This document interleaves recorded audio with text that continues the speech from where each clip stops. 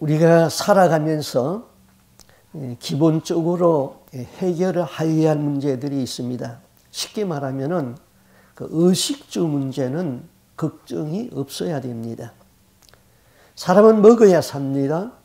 또 입어야 삽니다. 그리고 또 기거할 수 있는 집이 있어야 됩니다. 근데 우리 중에 뭐 홈레스 피플 없지요? 미국에 살면은 먹는 것은 거의 다 평준화가 되었습니다. 뭐 대통령이 먹는 것이나 일반 서민이 먹는 것이나 그저 다 거기서 거의 비등하게 다 되어 있습니다. 근데 버지니아에서 제 설교를 유튜브로 듣는 아주 영적인 권사님이 한 분이 있는데 그분이 사업을 하고 있습니다. 근데 자기 사업 거래처를 이야기하면서요, 저한테 이런 이야기를 했어요. 점심 한 끼에 600불이래요. 그런 가게에 자기가 거래를 하고 있다는. 그리고 저녁 한 끼는 한 사람이 3,000불이래요. 세상에는 이런 이야기를 들으면은 우리가 감탄이 되죠. 입이 딱 부러지죠. 그러나 거기에 감동은 없습니다. 우리가 만약에 그렇게 산다면 그것은 뭐 별개의 특별한 사람들이고 그것은 하나님 앞에 죄가 되는 것이죠. 자, 우리가 교회 올 적에 뭐 입는 옷이 없어서 걱정입니까? 그냥 깨끗하게 입고 오면 되잖아요. 또 주거 문제도 50보 100보예요. 뭐 조금 더 큰 집에 사느냐 적은 집에 사느냐 그 차이지요. 큰 집에 살아도 쓰는 공간은 그저 주방과 거실 그리고 화장실인데 거의 같습니다. 큰 집에 살면은 조금 편리하고 작은 집에 살면은 좀 불편한 것은 사실입니다. 그러나 큰 집에 살면은 또 나이 들면 청소하기 힘들지요. 나이가 들수록 큰 집에 살면은 허리 고장 날 확률이 많습니다. 자, 인간이 살면서 의식주 문제가 해결되지 아니하면은 고통이 따릅니다. 그러나 이것이 해결되었다고 하여서 행복한 것은 아니죠. 인간을 행복하게 하는 것은 물질적인 것이 아닙니다. 믿음의 사람이라면 우리는 다 깨닫습니다. 이 세상에서는 아무리 행복하게 살아도 죽어서 우리가 구원에서 낙오된다면 이 세상의 삶은 nothing, 아무것도 아니다 이것이죠. 사람의 궁극적인 행복은 우리가 믿음을 잘 지키다가 마지막 죽어서 구원받아 천국에 들어가는 것이죠.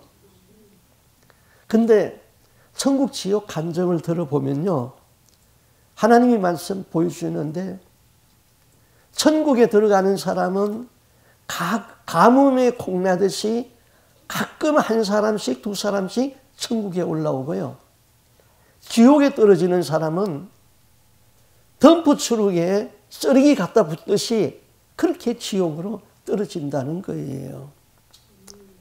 많은 그리스도인들이 거짓된 구원의 확신을 가지고 살고 있습니다. 진짜와 비슷한 모조품을 붙들고 구원의 확신을 가지고 속고 있다 이 말인 것이죠. 그러면은 우리 오늘 본문을 통해서 인간이 행복해지기 위해서는요, 첫째는 믿음을 통해서 의의 문제가 해결돼야 됩니다. 쉽게 말하면은 죄 문제가 해결돼야 됩니다. 5장 1절에 그랬어요. 우리가 믿음으로 의롭다 하심을 얻었은즉. 하나님이 요구하시는 의는 하나님이 우리를 의롭다고 인정을 해줘야 되는 것이죠. 성경으로는 믿음으로 의롭다함을 받은 아브라함을 예를 들었습니다. 아브라함은 실제적인 인물이에요. 아브라함은 지금부터 4,000년 전의 사람입니다. 그는 신화 속에 나오는 그런 인물이 아니고 실제적인 인물이고 그가 겪었던 사건도 실제적인 사건이시죠. 신화가 아니다 이거죠. 아브라함이 하나님을 믿으니 하나님이 그를 의롭다 하셨더라. 우리가 또한 하나님을 믿습니다. 내가 하나님을 믿는다는 말은 다른 말로 말하면 영접한다는 말입니다. 그래서 요한복음 1장 11절에 자기 땅에 오매 자기 백성이 영접하지 아니하였으나 영접하는 자 곧 그 이름을 믿는 자에게는 하나님의 자녀가 되는 권세를 주셨느니라. 영접한다는 것이 예수를 믿는 것입니다. 예수님이 자기 땅, 자기 백성에게 오셨다고 했습니다. 예수를 나의 주인으로 모셔드리는 것이지요. 예수님이 나를 위하여서 이루어놓으신 일이 무엇입니까? 나는 죄인이고 나는 죄값으로 말미암아 지옥 형벌을 받을 사람인데 예수님이 나를 위하여서 십자가에서 피를 흘려서 내 죄값을 지불하고 나를 구원하셨다. 이것을 내가 마음으로 믿고 입으로 시인하고 고백하고 그렇게 사는 것이지요. 뭐 구원을 받기 위하여서 돈을 가져오라는 것도 아닙니다. 뭐 1000번 교회 와서 절을 하라는 것도 아닙니다. 내가 예수를 믿으면은 하나님은 죄 없으신 하나님의 아들 예수가 나를 위하여서 십자가에서 피를 흘렸다는 그 피를 보고 나를 의롭다고 선언하는 것입니다. 이것을 신학적으로는 이신칭이라고 그럽니다. 믿음으로 의로워진다. 아브라함이 그를 믿었으니 아브라함이 하나님을 믿으니 그를 의로 여기셨다. 그 다음 두 번째는 화평을 누리자. 그래야 하나님과 행복하게 되는 것이지요. 하나님과 화평하여야지 행복해지는 것입니다. 그러므로 우리가 믿음으로 의롭다 하심을 받았으니 그 다음은 우리 주 예수 그리스도로 말미암아 하나님과 화평을 누리자. 자, 믿음으로 의의 문제가 해결되고 이제 하나님의 자녀가 되었습니다. 그 다음은 하나님과 화평을 누려야 됩니다. 여러분 살다 보면은 그 인간관계가 이 상처가 되어가지고 그 사람 만나기가 좀 거북스러울 때가 있죠. 또 내가 그 사람에게 빚을 졌다. 그래서 그 빚을 아직 갚지를 못해가지고 그 사람 만나기가 거북스럽다. 뭐 그럴 수도 있습니다. 그런데 그 관계가 사람이 아니고 하나님과 나와의 관계라고 한번 생각해 보세요. 하나님과 불화하고는 살 수가 없어요. 내가 하나님과의 원수관계에 있다고 생각하면 어떻게 될까요?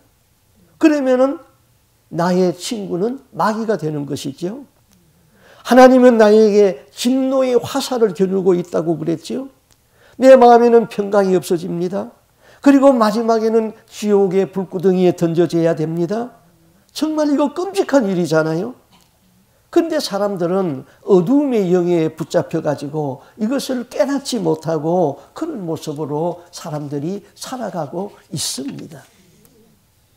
그러면 그 반대로 하나님과 화목하면 어떻게 될까요? 하나님이 나를 위한다면 무엇이 두렵겠습니까? 하나님이 나를 향하여서 웃는 얼굴로 돌아보십니다. 하나님이 그의 천사를 보내어서 나를 늘 지키고 계십니다. 하나님이 나의 기도를 들으시고 응답하십니다. 하나님이 낯선 사람이 아니고 전능하신 하나님이 나를 위하신다면 무엇이 두렵고 무엇이 안 되는 일이 있겠습니까?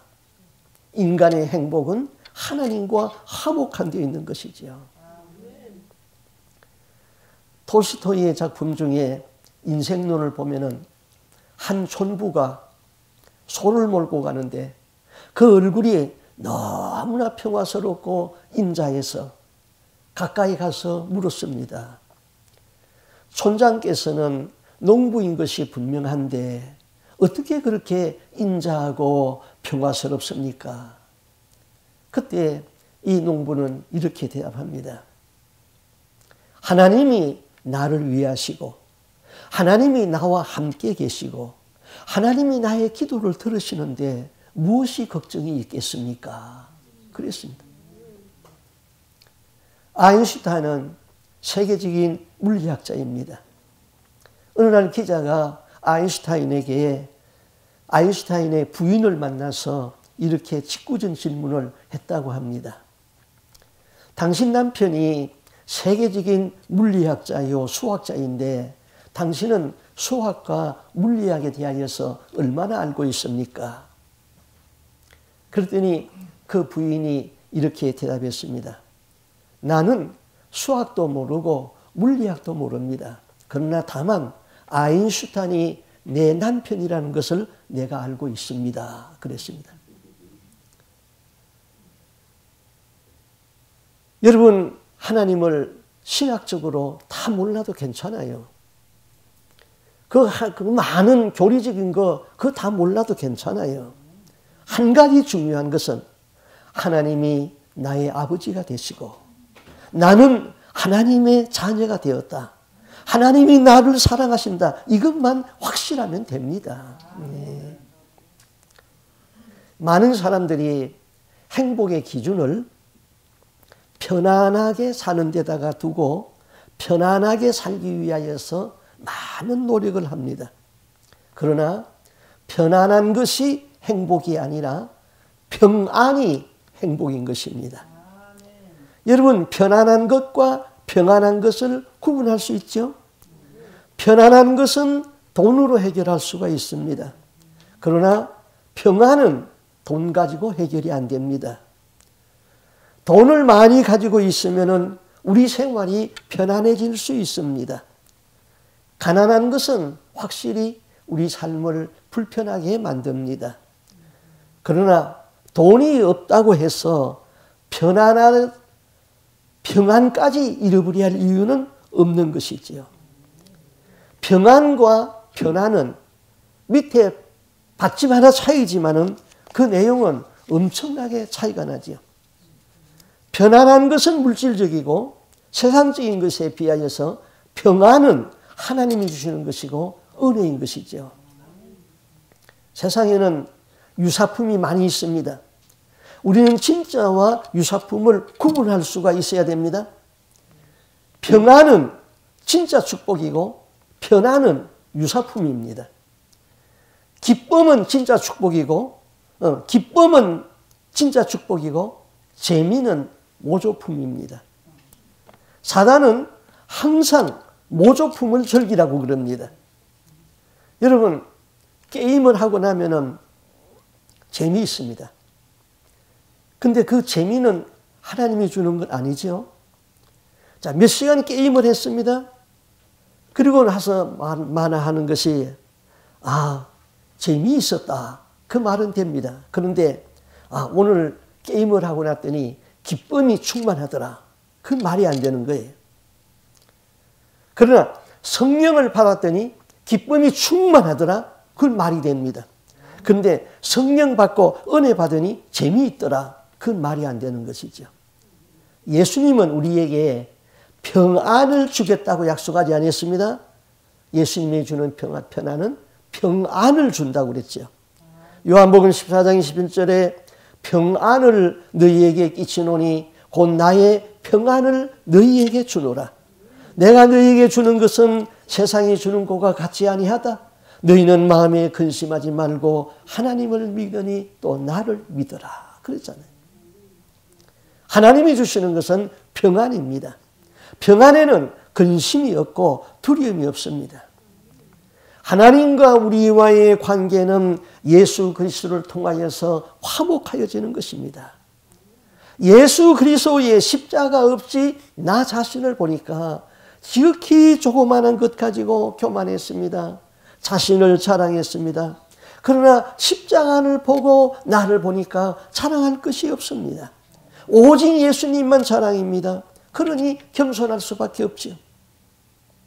십자가 없이 나를 보니까 조금 힘들면 좌절하고 낙심합니다.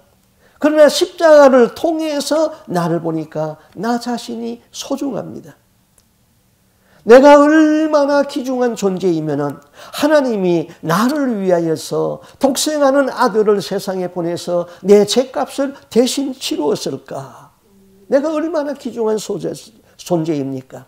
십자가를 통해서 나를 보는 것과 십자가 없이 나를 보는 것은 너무나도 다르지요. 똑같은 긍지이지만은 예수 믿기 전의 긍지는 교만과 자랑이었습니다.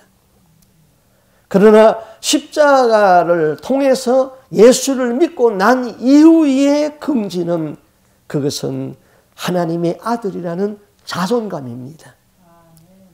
십자가를 통해서 자신을 보니 자기 가치가 너무나도 소중하잖아요. 나를 위하여서 죄 없는 하나님의 아들 예수 그리스도가 나를 십자가에서 피 흘려서 사셨습니다. 내가 얼마나 소중하기에. 그러니 겸손할 수밖에 없습니다. 그러니 희생할 수밖에 없습니다. 긍지도 있습니다. 그리고 자기 자신에 대하여서 만족하는 화평도 있습니다. 십자가 없이 나를 사랑하면 이기주의자가 됩니다. 그러나 십자가에서 조명되어지고 나를 용서받은 마음으로 하나님을 바라보세요. 그러면은 내 모습 이대로 주 받으시옵소서 그냥 찬송이 나오는 것이잖아요. 십자가를 보고 이웃을 보게 되면은 이웃을 있는 그대로 사랑할 수가 있습니다. 그러나 십자가 없이 이웃을 보면은 판단의 기준이 자기 자신이기 때문에 나보다 못하면은 무시하고 나보다 잘난 사람은 깎아내려야 되고 깎아내릴 수 없는 사람 앞에 가서는 비굴해지는 것입니다. 그러나 십자가를 보고 이웃을 보니 저 사람을 위해서도 예수님이 피 흘려서 구속하였다. 그 사람을 한 형제로 볼 수가 있는 것이지요. 내 수준에 맞춰서 평가하는 것이 아니라 예수님의 눈으로 그를 보고 그 모습 있는 대로 수용하는 것입니다. 만약에 여러분이 자기 자신과의 관계에서 화평이 안 되면 갈등이 생기잖아요. 이 부부지간에도 살면서 화평이 깨지면 결론은 이혼해야 되는 거예요. 화평이 없는 가정은 이게 가정이 아니잖아요. 지옥이잖아요. 화평이 안식을 가져다 줍니다. 나라와 나라 사이에서도 화평이 깨져서 전쟁이 일어나는 것을 방지하기 위하여서 각국 나라마다 대사라는 것을 보내잖아요.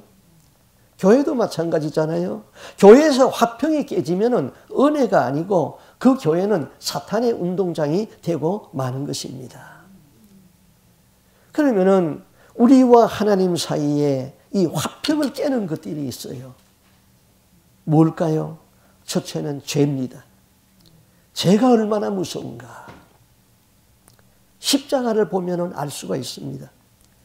그래서 칼발트는 십자가에는 더블 이미지가 있다고 그랬잖아요. 내가 얼마나 큰 죄인이기 때문에 하나님이, 죄 없는 하나님이 내 죄값을 내야 됐는가. 그렇게 보면은 내가 엄청난 죄인이잖아요. 이 죄를 가지고는 천국에 갈 수가 없어요. 죄는 하나님과 나 사이를 갈라놓는 담이에요. 죄는 나의 앞길을 가로막는 가시예요. 죄는 짓지 말아야 되는데 죄를 지었다면 즉시 회개하는 것이 중요하지요. 하나님과 더불어 화평을 누리는 것은 죄를 짓지 않는 거예요. 죄를 짓지 않는다는 것은 하나님이 정해놓은 율법과 계명을 사랑하고 지키는 것이잖아요. 그러므로 믿음으로 의롭게 된 자들은 이제부터 율법과 계명을 사랑하고 지켜서 하나님과 화평의 관계를 깨지 않는 것입니다. 그 다음 하나님과 화평을 깨게 하는 것이 의심하게 하는 영, 마귀 때문인 것입니다. 그 마귀의 별명을 의심하는 영이라고 그랬어요. 자, 여러분 어처증, 어부증이라는 병이 있잖아요. 그거 정말 힘든 병이에요. 사람을 자꾸 의심하는 병이죠. 그 의심은 사람을 정말 비참하게 만드는 거예요. 제가 한국에 있을 적에 어떤 의처증이 있는 남자분을 한 분 알고 있었어요. 부인이 같이 길을 가다가 도중에 아는 남자분을 하나 있어가지고 인사 한마디만 해도 그 다음 집에 와서는 부부싸움이 되는 겁니다. 야, 네 눈빛, 그 말투 보니까 너 그 남자 좋아하고 있지. 이렇게 싸움이 시작되는 거예요. 뭐 남편이 자꾸 아내를 의심하니까 아내도 못 살겠다는 거예요. 서로 믿지 못하면 화평이 깨져버려요. 하나님에 대하여서 자꾸 의심하게 하는 건 그게 마귀가 주는 영이잖아요. 하나님이 있는가? 하나님 아버지 믿습니다. 그러고 그 다음날 또 의심해요. 그렇다면 당신은 의부증 아니에요? 의부증 환자잖아요. 하나님이 이렇게 말씀합니다. 아들아, 이제 좀 서로 믿고 살자. 내가 너를 아들로 입증했잖아. 너는 내 아들이야. 새로운 피조물이 되었어. 네 과거, 네 죄 다 내가 용서하고 의롭다고 선언했잖아. 화평을 누리라고 그랬습니다. 누리라는 것은 즐기라는 것이에요. 화평을 인조이하라는 것이에요. 우리는 하나님으로부터 엄청나게 많은 것을 받았습니다. 은혜도 합니다. 예수 이름의 능력도 합니다. 의롭다함도 받았습니다. 그런데 이것을 누리지를 못하고 있어요. 즐기지를 못하고 있어요.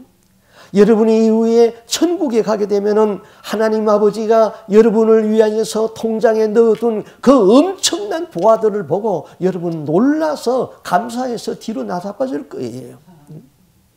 나는 영적인 부자다.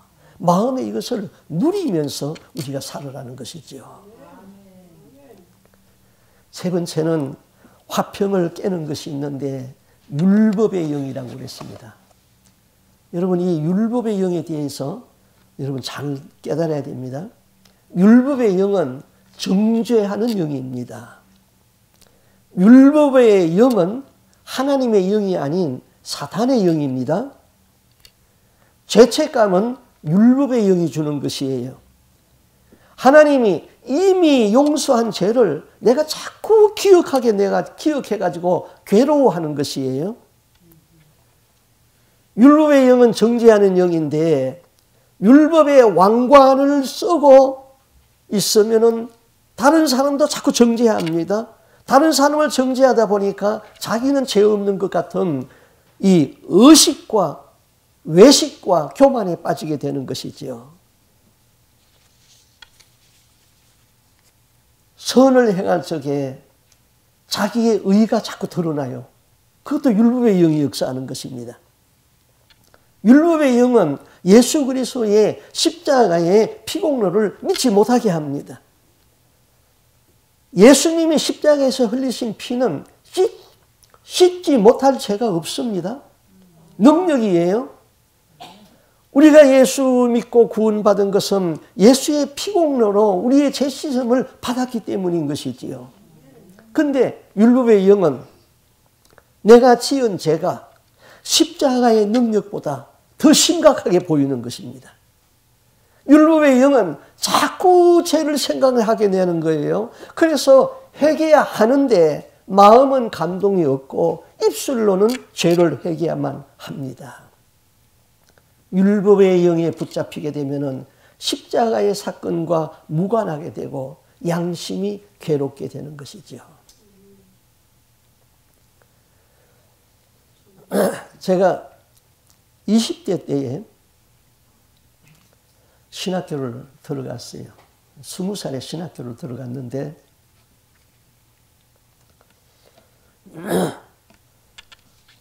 신학교 1학년 때 뭘 알겠어요. 그런데 어느 교회에서 저를 담임전도사로 청빙을 했어요. 그때 서울 석관동 이문동이 석탄 합치장이었어요. 그래서 강원도에서 석탄을 싣고 오면은 거기다가 다 풀어놔요. 그 중량청 일대는 아주 빈민촌이었습니다. 근데 그 지역에 어느 장로님이 교회를 개척하고 저를 신학생이라고 담임 전도사로 저를 초청을 했어요. 그래서 저는 20대 때 그때부터 담임 전도사로 설교를 해가지고 지금 제가 78이에요. 50년 이상을 설교를 했어요. 참 오래 했죠.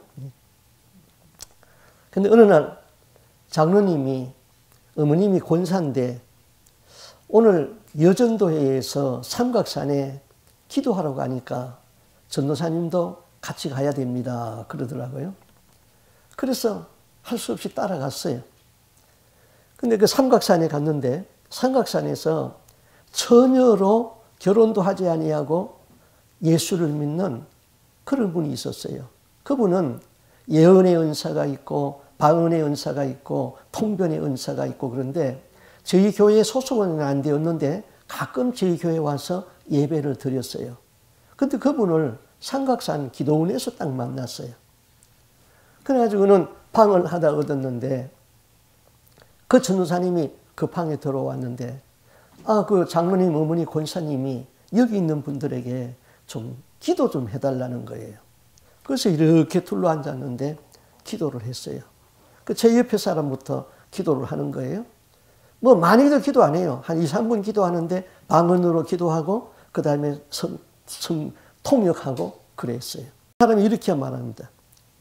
야, 너는 나에게 복을 달라고 기도하고 또 부처한테도 가서 복을 달라고 기도하느냐? 책망을 하는 거예요. 난 그분 잘 알잖아요. 뭐 그때는 남편이 실직되면은 온 가정이 다 굶어야 하는 그런 시절이었어요. 근데 남편이 실직이 됐는데 취직이 안 돼요. 그러다 길을 가다가 우연히 스님을 만났어요. 그 스님한테 자기 이야기를 하소연하니까 스님이 말하기를 우리 법당에 와서 100일 기도를 드리면은 취직이 됩니다. 그랬어요. 그래서 교회를 떠나서 법당에 가서 100일 기도를 드렸어요. 그런데도 취직이 안 됐어요. 그러니까 다시 교회로 돌아왔어요. 그걸 책망하는 거예요. 그리고 그 기도를 딱 떨어지는 순간 이것 봐라, 이것 봐라 그러는데 제가 눈을 뜨고 봤어요. 딱 앉아있는데 부처 형상을 하네요. 손을 딱 해가지고는 부처 형상을 하는데 영락없는 부처예요. 부처 귀신이 그 안에 들어있는 거예요. 그 다음 사람한테 기도했어요. 야, 너는 나한테 복을 달라고 그러면서 11조도 안 하냐? 책망을 하는 거예요. 나는 교회 전도사니까 저 사람 11조 안 하는 거 다 알고 있잖아요. 다 책망을 해요. 장로님의 어머님이 권사님인데 신앙이 좋았거든요. 그 권사님도 책망을 하는 거예요. 큰일 났어요. 문제는 나였어요. 야, 나도 죄인인데 죄가 많은데 이제 저 전도사님이 내 죄 다 드러내면은 나는 이제 이 교회에서 이제 전도사 못 하겠다. 큰일 났다 싶어요. 그래서는 한쪽으로는 기도를 듣고 한쪽으로는 막 회개가 막 일어나는 거예요. 이제까지 지은 죄가 막 회개를 하는 거예요. 그러면서 속으로 이렇게 생각을 하는 거예요. 그래도 명색이 내가 남자고 내가 전도사인데 여자가 아무리 나이보다 나이가 많다고 했지만은 남자한테 머리에 손을 얹고 기도하려고 그냥 지나가겠지. 그렇게 위로도 하고 그러면서 기도를 듣고 있는데 옆에 사람까지 끝났어요. 마지막에 제 머리에다 손을 탁 얹는 거예요. 그때 너무 긴장하고 너무 충격을 받아가지고는 제가 그때 기도한 기도를 그 전도사님이 기도한 거를 내가 지금도 기억하고 있어요. 이렇게 기도해. 착하고 충성된 종아, 네가 빈민촌에서 사랑으로 사역하는 것을 내가 안다. 내가 너를 들었으리라. 죽도록 충성하라. 생명의 면류관을 주리라. 그리고는 아멘 하는 거예요. 거기 있는 분들이 다 책망을 받았는데 제 혼자만 칭찬을 받았어요. 뭐 나라고 죄가 없겠어요? 제가 깨달은 것은 있었어요. 하나님은 회개한 죄를 들춰내지 않는구나. 그걸 깨달았어요. 예. 의심의 영, 마귀의 영, 율법의 영은요, 우리가 회개한 죄를 자꾸 들춰내가지고는 우리의 선한 양심을 통하여서 자꾸 우리를 괴롭게 만드는 거예요. 미가서 7장 19절에 그랬잖아요. 주께서는 우리의 죄악을 발로 밟으시고 우리의 모든 죄를 깊은 바다에 던지셨나이다. 그 깊은 바다는 망각의 바다입니다. 하나님은 망각의 능력이 있습니다. 망각의 능력은 위대한 능력입니다. 그 능력은 하나님은 사랑이기 때문인 것이죠. 망각의 바다에다가 던진 죄는 마귀도 끄집어내지 못해요. 죄를 용서받고 죄에 매이지 않는 사람은 복이 있다고 그랬죠. 그 다음 여기 5장 2절에 그랬어요.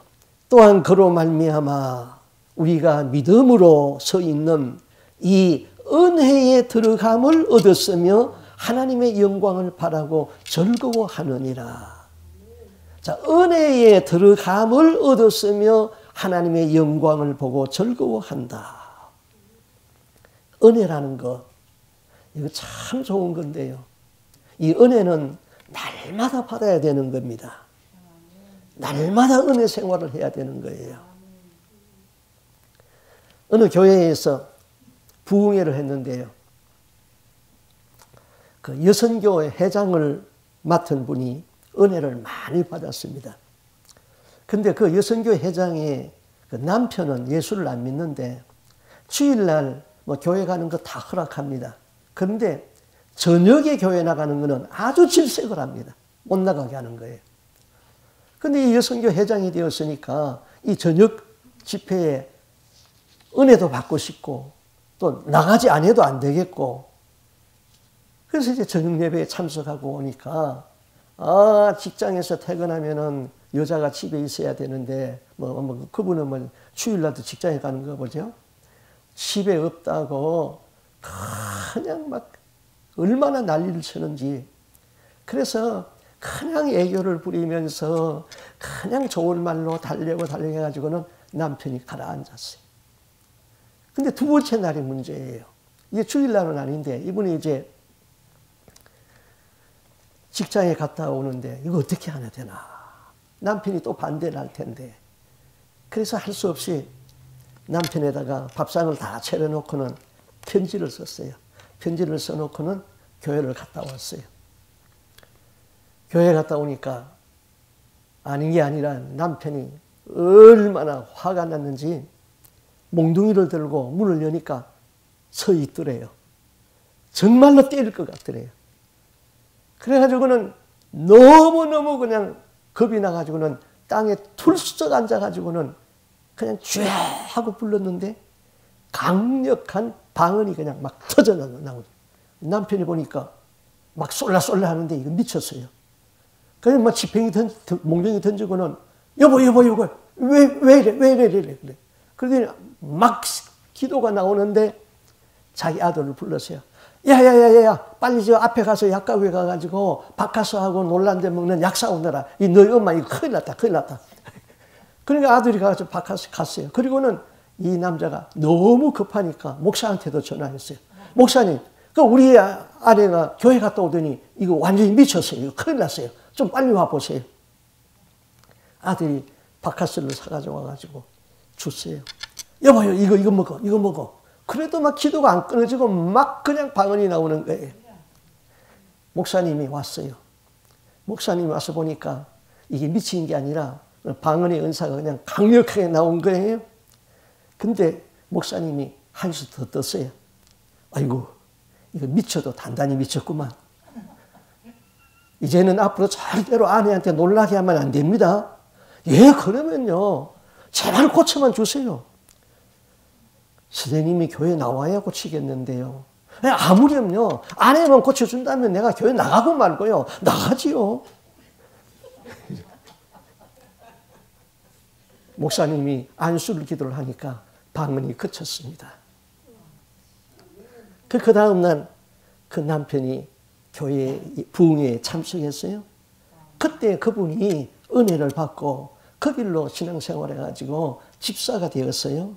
그리고 집사가 된 다음에 그분이 간증이었어요. 은혜는 날마다 받아야 됩니다. 은혜 받으면은 사죄의 확신이 있습니다. 은혜 받으면은 자신과도 화평이고 이웃과도 화평이고 하나님과도 화목이 되는 것이지요. 로마서 5장 3절 다만 이뿐 아니라 우리가 환난 중에도 즐거워하나니 이는 환난은 인내를 인내는 연단을 연단은 소망을 이루는 줄을 알미니라. 여기 본문에서 환난, 인내, 연단, 소망을 언급했습니다. 예수 믿으면은 환난이 없다는 것 아닙니다. 환난은 믿는 사람이나 믿지 않는 사람이나 다 있게 마련입니다. 그러나 믿는 사람은 환난이 있어도 즐거워할 수 있다는 것이지요. 우리가 환난 중에서도 즐거워하나니 이는 환난은 인내를 인내는 연단을 연단은 소망을 이루는 줄 알미로다. 우리가 안다는 것이 굉장히 중요하죠. 무엇을 압니까? 하나님은 사랑이시다. 모든 믿는 자에게는 모든 것이 합력하여 선을 이루신다. 우리에게 있는 환난은 나를 인내의 사람으로 만든다는 것을 우리는 압니다. 그 인내가 나를 단련시키고 하나님이 내게서 원하는 그 소망을 이룬다는 것을 압니다. 하나님과 화평의 관계에 있는 사람은 환난의 의미를 깨닫습니다. 환난은 인내를, 인내는 연단을, 연단은 소망을 이루는 줄을 알미로다. 하나님과 불화한 사람은 환난의 의미를 알 수가 없습니다. 그것은 형벌입니다. 그에게 환난은 저주입니다. 인내는 억울한 것입니다. 연단은 만신창이가 되어버립니다. 그에게는 절망밖에 없습니다. 그러나 믿는 자에게는 세상에서 환난이 심할수록 하나님에 대한 소망은 더욱 커지는 것이지요. 우리에게 소망은 참으로 귀중합니다. 소망이 없는 사람은 가질수록 허무해집니다. 소망이 없는 사람은 돈을 가져도 허무하고 인기를 누려도 허무하고 명예가 있어도 허무해집니다. 결국 그는 자살합니다. 그러나 거지는 자살하지 않습니다. 하루 자고 일어나면은 얻어먹어야 할 일이 있고 오늘도 살아야 한다는 소망이 있기 때문인 것이지요. 소망이 귀중합니다. 소망이 있는 사람은 어떤 환난도 인내할 수가 있습니다. 어떤 연단도 견뎌냅니다. 우리는 소망은 하늘의 것만은 아니지요. 하늘에 있는 소망도 있고 땅에서 이루어져야 할 소망도 있습니다. 성령은 우리에게 소망을 이루도록 내 안에서 소원을 가지고 역사한다고 그랬습니다. 소망이 있는 사람은 환난 중에서도 낙심하지 아니하고 인내합니다. 그 인내가 나를 단련하는 것도 우리는 압니다. 우리가 예수 그리스도로 말미암아 의롭다함을 얻었으니 이제는 하나님과 화평을 즐기라. 날마다 은혜 받는 생활을 해야 됩니다. 하나님이 여러분을 위하고 계십니다. 하나님이 천사를 보내어서 내 옆에서 나를 지키고 있습니다. 율법의 영 사탄이 오면은 예수의 이름으로 꾸짖고 물리치세요. 하나님이 나를 위하고 천국에 예비한 그 상급을 바라보면서 오늘도 겸손한 가운데서 의를 행하면서 은혜 생활이 이루어질 수 있기를 주님의 이름으로 축복합니다. 아멘. 기도하겠습니다.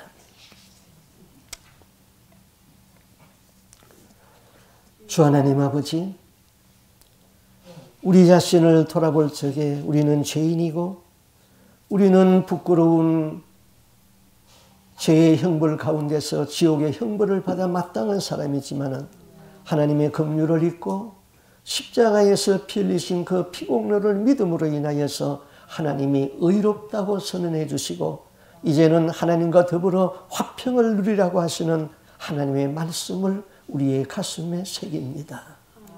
주 하나님 아버지, 그러나 때로는 원수의 영, 율법의 영이 우리에게 찾아오고 우리를 자꾸 의심하게 할 적에 성령의 도움을 받아서 원수의 영을 물리치고 율법의 영을 물리치고 우리가 날마다 은혜 가운데 사는 삶이 되게 하여 주시옵소서.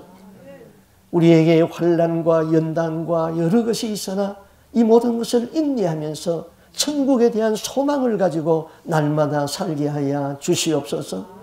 이후에 장차 하나님께서 그 나라에 우리를 위하여서 예배해 두신 그 영화로운 나라, 그 영화롭고 거룩한 곳에 주시는 하나님께서 베풀어 주시는 그 보화들을 우리 가슴에 간직하게 하시고 땅에 사는 동안에 하나님 앞에 은혜 받은 자존감을 가지고 믿음을 지키면서 이웃을 내 형제처럼 사랑하며 베풀며 사는 저희들의 삶이 되게 하여 주시고 땅의 장막이 무너질 적에 한 사람도 구원에서 낙오되는 사람이 없이 다 천국에 들어가는 거룩한 하나님의 백성 되기를 소원하옵고 존귀하신 예수님 이름으로 기도하옵나이다. 아멘.